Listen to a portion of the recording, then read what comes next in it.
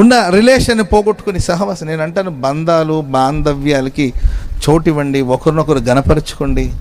అన్నదమ్ములు ఉన్నారంటే, ప్రియులారా, ఒక అన్నో తమ్ముడో నీ జీవితంలో ఉన్నాడంటే నువ్వు దేవునికి కృతజ్ఞతాస్తుతులు చెల్లించాలి. ఆయన ఏం సహాయం చేయకపోయినా పర్వాలేదు, ఆయన మనకి ఏ హెల్ప్ చేయకపోయినా పర్వాలేదు, ఒక తోడుబుట్టినోడు ఉన్నాడు, అందరి బట్టి మన ప్రభుని స్తుతించాలి. ఒక అక్క ఓ చెల్లె ఎవరో ఉన్నారనుకోండి, వాళ్ళు మనకి ఏ హెల్ప్ చేయకపోయినా పర్వాలేదండి, మనకు ఒక తోడుబుట్టిన సహోదరు ఉందని మనం దేవుని స్తుతించాలి. స్తోత్రం చెప్పడం గట్టిగా. కొంతమంది ఓవర్ భక్తి, కొంతమందికి ఎవరిని పలకరించరు, వాళ్ళే దూరం పెడతా ఉంటారు. ఏంటండి, నిన్ను కలవడానికి వస్తున్నానని చెప్తే నేను ఖాళీగా లేను, బిజీగా ఉన్నాను. ఒట్టిదేనండి.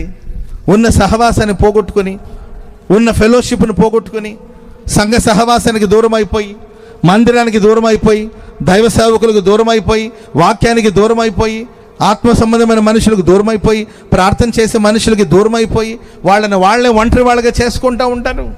ఎవరితో మాట్లాడడానికి ఇష్టపడరు. Download ShareChat.